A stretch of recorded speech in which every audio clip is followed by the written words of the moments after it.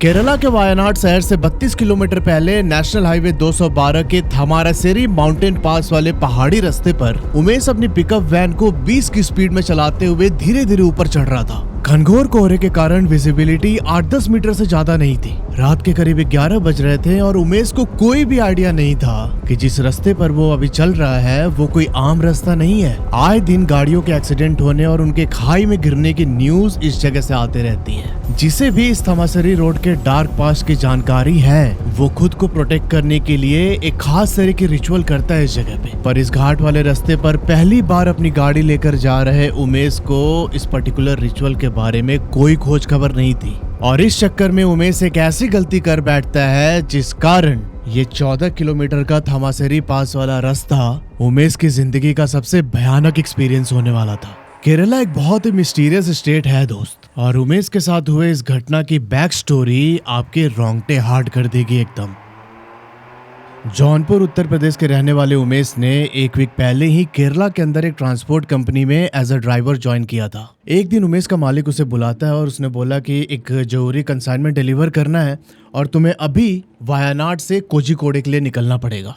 वायनाड से कोझिकोडे के बीच की दूरी 90 किलोमीटर है और मालिक ने सख्त हिदायत दी थी कि सामान डिलीवर करके तुम वापस वायनाड आ जाना सेम डे, क्योंकि अगली सुबह 7 बजे तुम्हें फिर से एक लंबे रूट पर जाना है सामान डिलीवर करने के लिए। सुबह के 10 बजे उमेश अपने पिकअप वैन में सामान लोड करता है और अपने एक हेल्पर खालिद के साथ निकल जाता है वायनाड से कोझिकोडे के लिए। अब जो ये खालिद लड़का था ना, इससे इस रूट की सारी जानकारी थी, यहाँ का लोकल था। पर उमेश आज पहली बार इस रूट पर अपनी पिकअप वैन लेके निकला था दोस्त। अभी पिकअप वैन में बैठकर खालिद और उमेश वायनाड से सिर्फ 25 किलोमीटर ही आगे निकले थे कि तभी इनके मालिक का कॉल आता है उमेश के पास। उन्होंने उमेश को बोला कि तुम खालिद को अभी वापस भेज दो, एक बहुत ही जरूरी काम आ गया है, तो इसे गाड़ी लेके दूसरी जगह पर निकलना है। तुमको अकेले ही कोझिकोडे जाके सामान डिलीवर करना पड़ेगा। अभी अर्जेंट बेसिस पे कोई और ड्राइवर अवेलेबल ना होने के कारण खालिद को उसी पॉइंट से वापस वायनाड बुला लिया जाता है।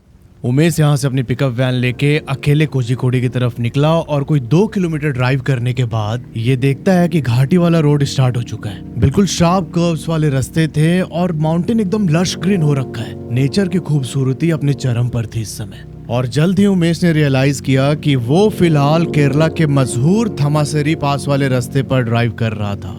ब्रिटिश एरा का बना हुआ ये थमासेरी पास वाला रास्ता सदियों से मालाबार कोस्ट और केरला के इंटीरियर इलाकों में सामान पहुंचाने के लिए इस्तेमाल होता आया रहा है।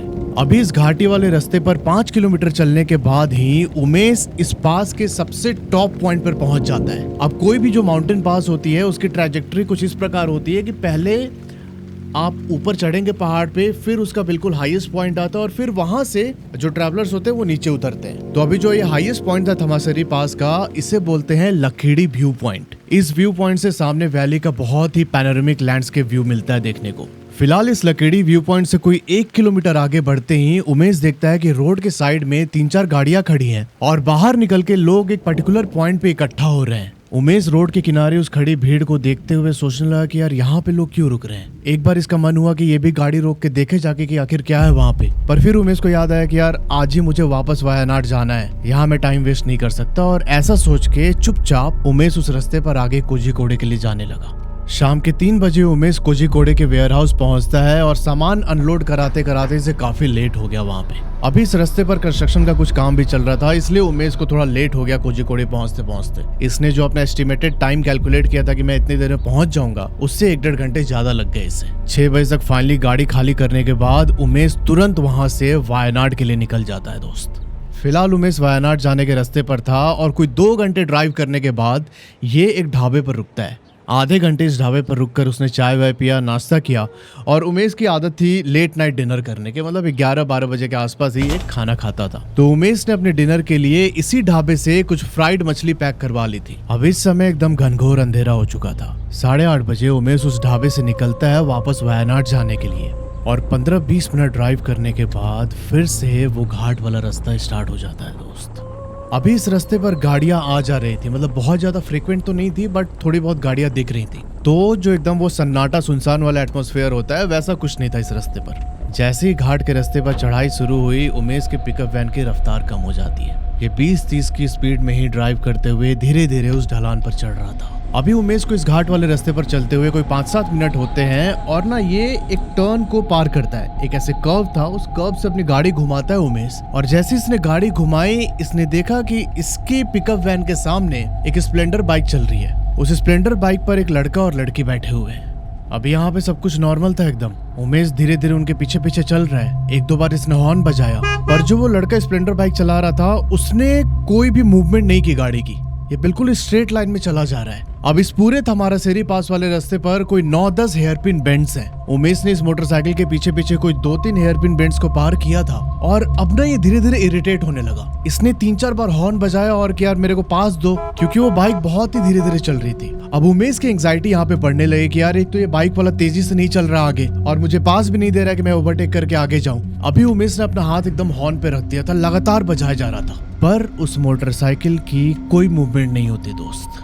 गुस्से में आके उमेश अपना सर निकालता है ड्राइवर वाले विंडो से और उसने उस लड़के को गाली दी, डैश डैश डैश, साले साइड दे, मुझे आगे जाना है। पर तब भी उस बाइक वाले का कोई रिएक्शन नहीं था। अभी एकदम इरिटेट हो चुका उमेश अपनी गाड़ी साइड में ले जाके खड़ी कर देता है। उसने सोचा कि जब ये बाइक वाला बहुत आगे निकल जाएगा इससे, तब फिर से ये ड्राइव करना स्टार्ट करेगा। 7-8 मिनट यहाँ वेट करने के बाद उमेश फिर से अपनी पिकअप वैन स्टार्ट करके उस रास्ते पर आगे बढ़ने लगा। अभी इसके सामने वो बाइक वाला नहीं दिखाई दे रहा था। फिर 2 किलोमीटर और ऊपर चढ़ने के बाद उमेश को ना दूर से उस मोटरसाइकिल की जो बैक लाइट थी वो दिखाई देती है। मतलब वैसे तो बहुत ज्यादा फॉगी था पूरा रोड, पर हल्की सी उसे रेड लाइट की बीम दिखाई दे रही थी।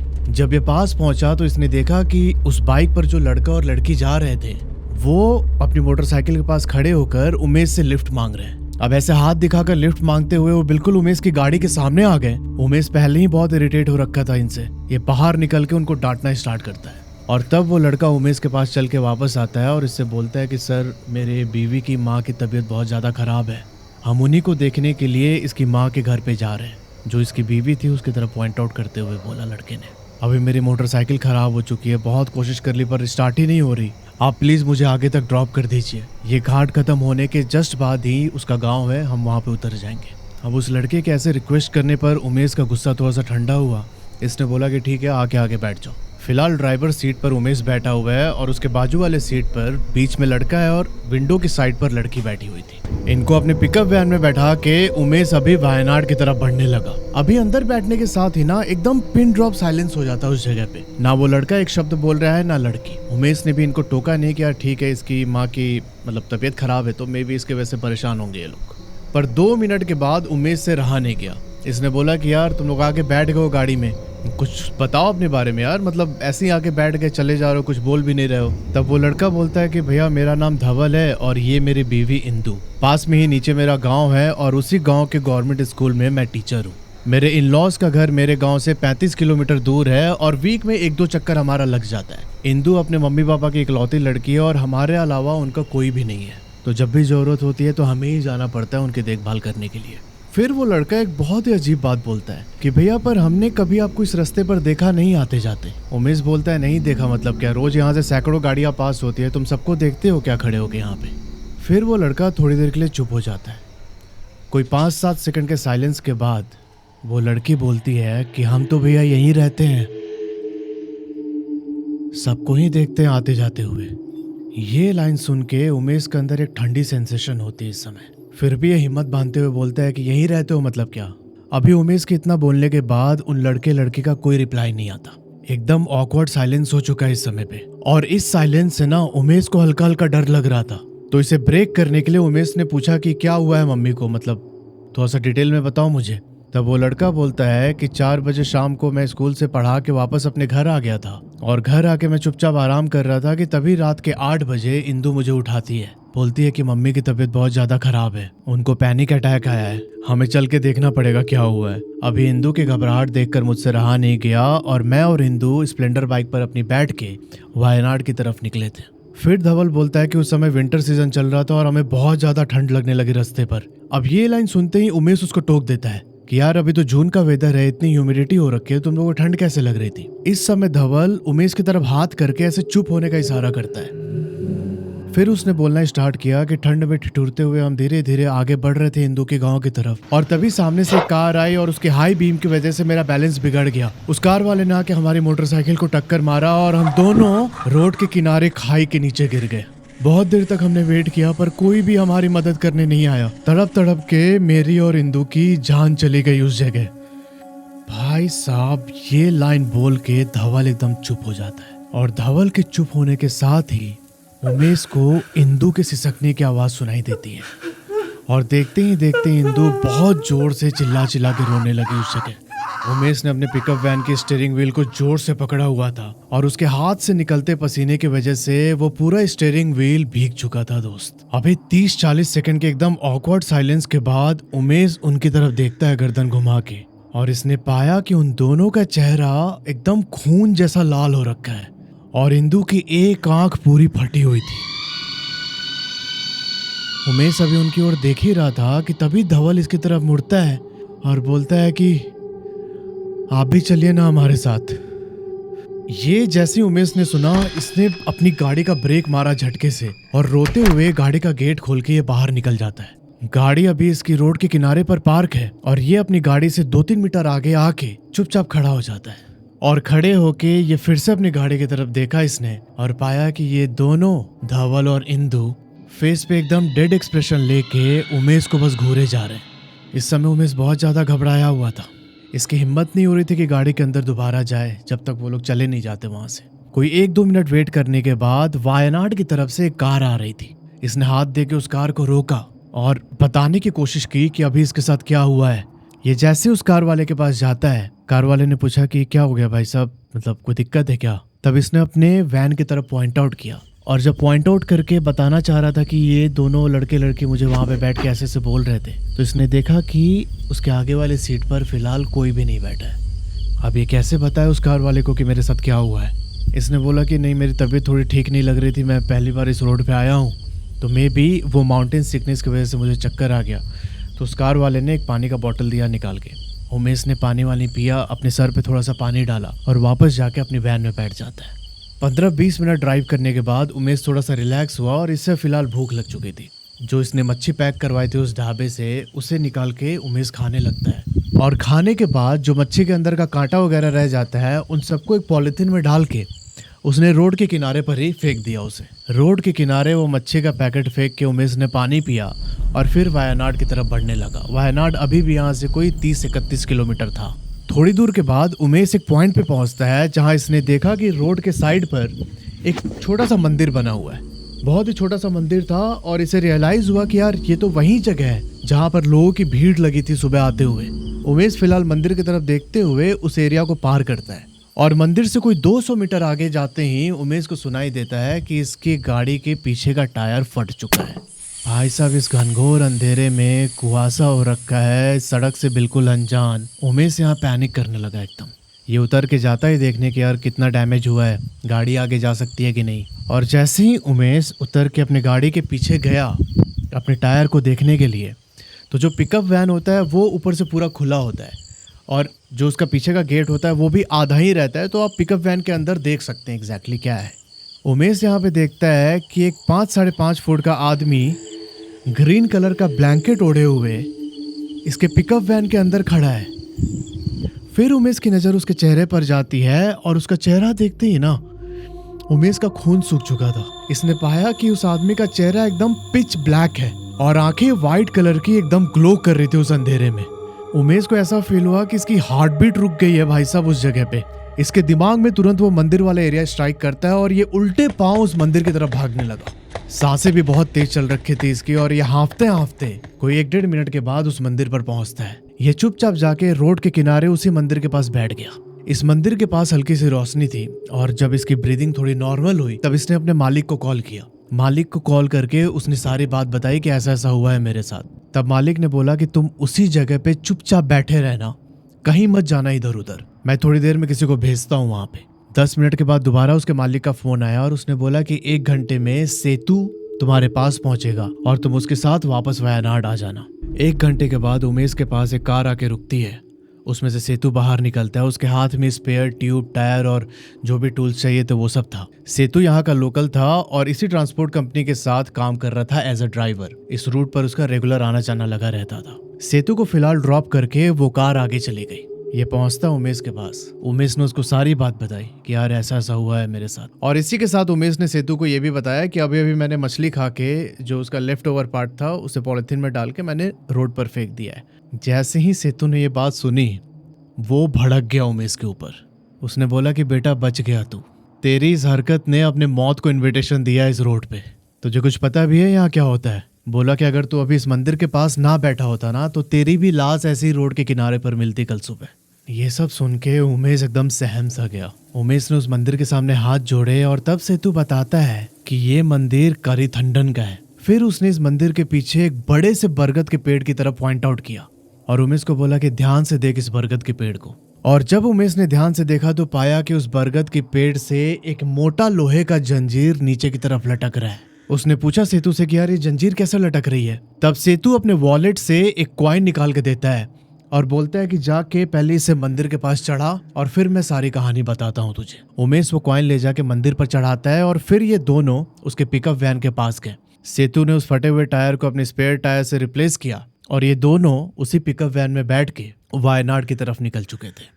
सेतु ने बताया कि 18वीं सेंचुरी में जब ब्रिटिशर्स हमारे देश के ऊपर राज किया करते थे तब उनकी नजर वायनाड और उसके आसपास के फॉरेस्ट पर पड़ी। अब इन जंगलों के अंदर पाए जाने वाले रिसोर्सेज पर ब्रिटिशर्स कब्जा करना चाहते थे और इसी चक्कर में उन्होंने डिसाइड किया कि इस जंगल के अंदर जाने के लिए एक रास्ता होना चाहिए और उस रास्ते को ये लोग जंगल की लकड़ियां और रिसोर्सेज को ट्रांसपोर्ट करने के लिए यूज करना चाहते थे। पर इस घने जंगल के बीच वो रास्ता निकालना बहुत मुश्किल काम हो रहा था अंग्रेजों के लिए। और जो ये जंगल के बीचों बीच रूट था इसे यहाँ के ट्राइबल लोग ही जानते थे सिर्फ।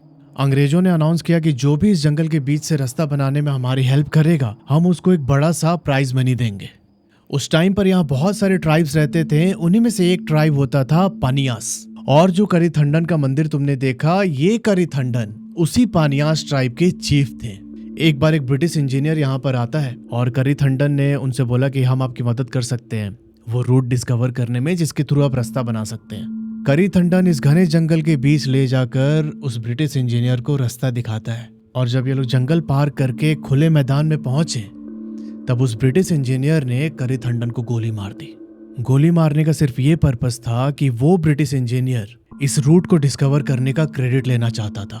करिथंडन के मौत के कुछ महीने के बाद से ही उसकी आत्मा इस वाले रूट को पूरा हॉन्ट करने लगी। बहुत सारे ब्रिटिश इंजीनियर और जो यहाँ पे काम करते थे वो लोग मारे गए। अब धीरे धीरे करिथंडन की ये बेचैन आत्मा यहाँ के लोकल लोगों को भी परेशान करने लगी। परेशान होकर एक बार गांव के लोग यहाँ के जो पुजारी है उनके पास जाते हैं और उनसे रिक्वेस्ट की कि हमें मतलब करिथंडन के इस आत्मा से मुक्ति दिलाइए, हमें बहुत परेशान कर रही है। तब उस पुजारी ने इसी बरगद की पेड़ के अंदर जो ये चेन दिख रहा है इस चेन से बांध के करिथंडन की आत्मा को कैद किया दोस्त। और जो सबसे हैरान करने वाली बात है वो ये कि जैसे जैसे ये बरगद का पेड़ बड़ा हो रहा है उस चेन की लेंथ भी बढ़ते जा रही है। करिथंडन की आत्मा आज भी उस बरगद के पेड़ के अंदर रहती है। पर एक बात और बताई सेतु ने, जिस दौरान करिथंडन की आत्मा यहाँ के लोकल ट्राइब्स को परेशान कर रही थी तो अपने अपने ट्राइब को प्रोटेक्ट करने के लिए जो उन ट्राइब्स के चीफ होते थे वो करिथंडन से प्रार्थना करने लगे। उन्हीं में से एक ट्राइबल चीफ ने करिथंडन की आत्मा को बोला कि आप हमारे लोगों को परेशान मत करो, क्योंकि जब भी इस ट्राइब के लोग जंगल के बीच से होकर जाते थे पूरा रास्ता ऐसा था कि पहले गांव फिर जंगल आ रहा है, उस जंगल को पार करके फिर दूसरा गांव, तो उस रास्ते पर करिथंडन की आत्मा इन ट्राइब के लोगों को परेशान करती थी। बहुत लोगों ने इस बीच अपनी जान भी गंवा दी। अब इसी चीज से अपने ट्राइब को प्रोटेक्ट करने के लिए एक ट्राइबल चीफ ने करिथंडन की आत्मा से विनती की कि आप हमारे लोगों को परेशान मत कीजिए, इसके बदले जो बाहर के लोग उस रास्ते से ट्रैवल करते हैं हम उनकी आत्मा को ला के आपको समर्पण करेंगे। और बताते हैं कि इसी दौरान ब्लैक मैजिक और दूसरे डार्क रिचुअल्स की मदद से इस एरिया को क्रॉस करने वाले ट्रैवलर्स की मिस्टीरियस तरीके से जान जाने लगी। अब धीरे धीरे जब ये बात सामने आई तब लोगों ने इसका विरोध किया और फाइनली उस ट्राइबल चीफ ने अपनी इस प्रैक्टिस को बंद किया। पर उस दौरान बहुत सारे लोगों ने अपनी जान गंवाई थी और उनकी आत्मा किसी न किसी तरीके से इस जगह को आज भी हॉन्ट करती है। अब सिचुएशन काफी ग्रेव होते जा रही थी, जिसे ध्यान में रखते हुए यहाँ पर आज मंदिर भी बनवाया गया है करिथंडन का। आज के टाइम में जिनको पता है वो लोग जब भी इस रास्ते से पार करते हैं वो करिथंडन के मंदिर के पास जरूर रुकते हैं। यहाँ रुक के वो लोग प्रे करते हैं और कॉइन चढ़ा के उनको अपना प्रेयर ऑफर करते हैं कि हमारी रक्षा कीजिएगा, हमें कोई हार्म मत कीजिएगा। पर आज के टाइम पे इस रास्ते पर एक्सीडेंट की फ्रिक्वेंसी काफ़ी बढ़ चुकी है और जो लोग एक्सीडेंट में मारे जाते हैं उनकी आत्मा इस एरिया को हॉन्ट करती है। तो यार ये थी थामारसरी पास की कहानी। मिलते हैं आपसे अगले वीडियो में, तब तक के लिए अपना ध्यान रखिए और हर हर महादेव।